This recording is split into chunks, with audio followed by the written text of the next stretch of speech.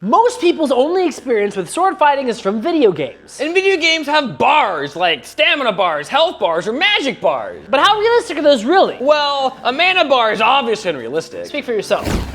But how realistic is a health bar? Well, the way it's done in video games isn't that realistic for a number of reasons. Of course, when you get hit, you get hurt and you take damage. But in most video games, you have a pool of health. So if I were to hit Clark in the leg, his overall health would go down. But I'd still be able to walk around and put weight on that leg. In a real fight, if I were to target his leg, I would probably disable it, making him not able to move very well. Essentially, each of your individual body parts has its own health bar. Some video games actually have this system, and you can cripple individual limbs, making it harder for that person to use them. But you still do have an overall health bar, and if it drains out, you die. Sustaining a hit to a place that'll make you bleed out will, well, kill you. There are also moves that you can one-shot somebody, like a critical hit, like to the head.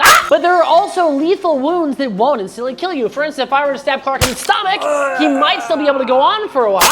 So unlike video games with a health pool, each of your body parts has its own health bar. and most of them are one-hit KO.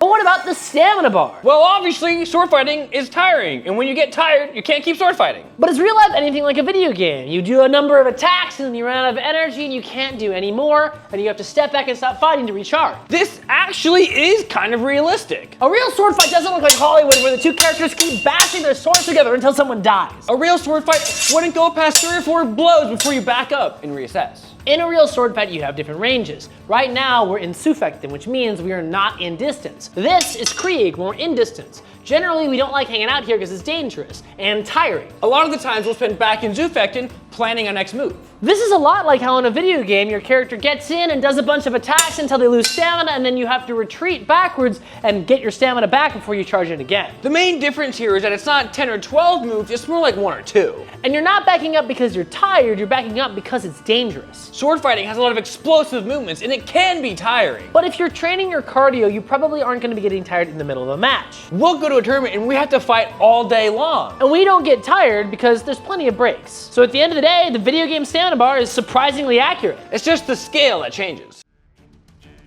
Games have a lot of mechanics. One of them is initiative. But how realistic is initiative in real life? Surprisingly, initiative is pretty realistic. The way initiative works in most games is by either rolling a dice, Or by having a certain skill that determines how prepared you are. in real life, this is kind of the same thing. Minus the dice. If you go into a fight already having a plan of action or having some insight into your opponent, you are going to have more initiative and therefore be able to control the fight better. If you go into a fight and your only plan is to react to what your opponent's gonna do, you're letting them lead the fight. Let's say that we're gonna fight and I see that he likes to hang out in long point, so I enter with a taking action. I have now controlled the fight. I can attempt to take my turn back, but because he's ahead of me, he can react to whatever I'm doing.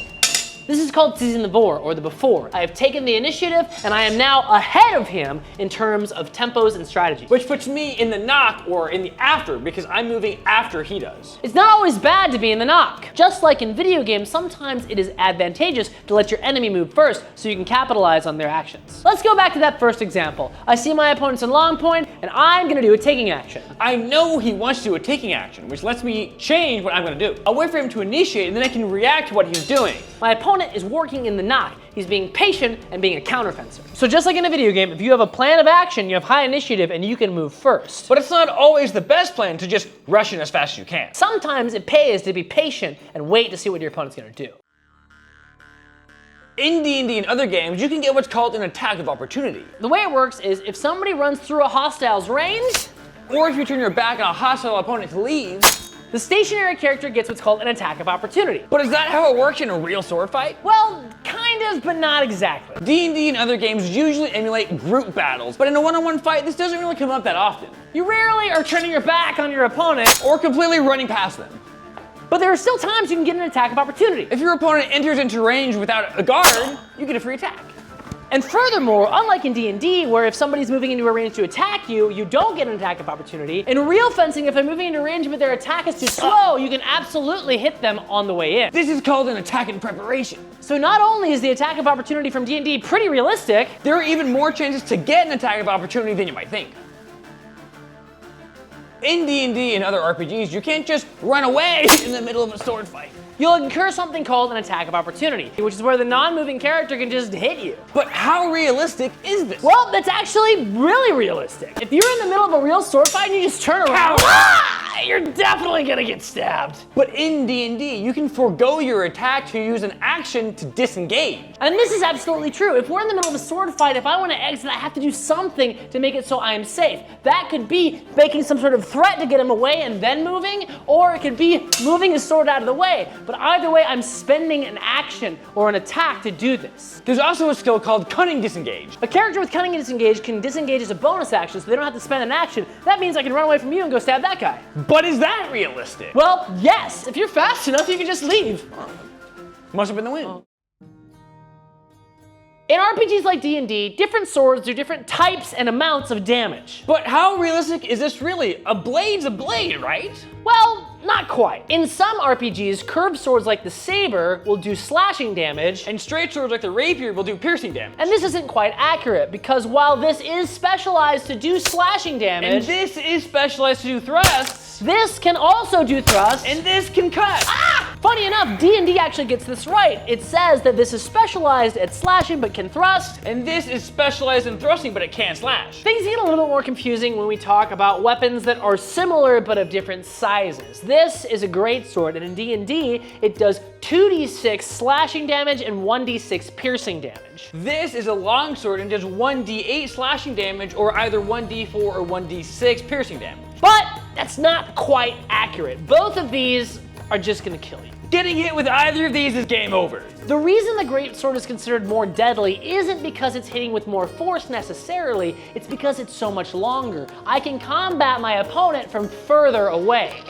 A long sword would do just as much slashing damage as a greatsword. Ironically, D&D gets this a little bit wrong because it says this does more slashing than piercing damage. I don't know about you, but I think this is quite a lot of piercing damage. The real problem here is human beings don't have health pools. One minor cut could be enough to kill somebody. Or one devastating stab wound might not kill somebody. But that doesn't make for a very fun game. So we gamify these systems so that they're more enjoyable to play, and that's fine. And honestly, D&D got it pretty right.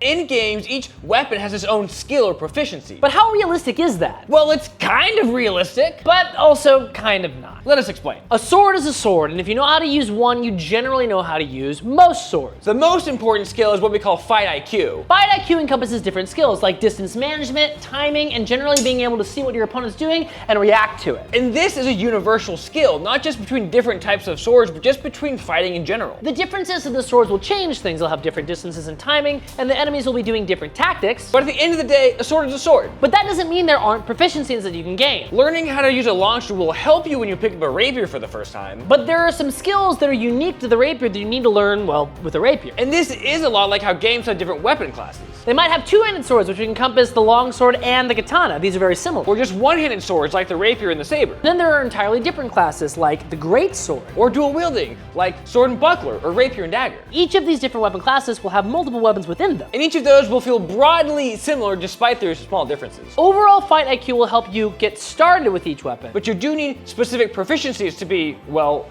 proficient with specific weapons. And video games kind of gets this right. If you're a fighter class, you can generally pick up any of these things and use them okay. But if you have skills in one particular sword, you can use that one even better. How well would magic work in a sword fight? And the answer is, it wouldn't. Magic would be terrible in a sword fight. Let us explain. Let's say we're about to have a sword fight, and one of us has magic. Ready? Ah!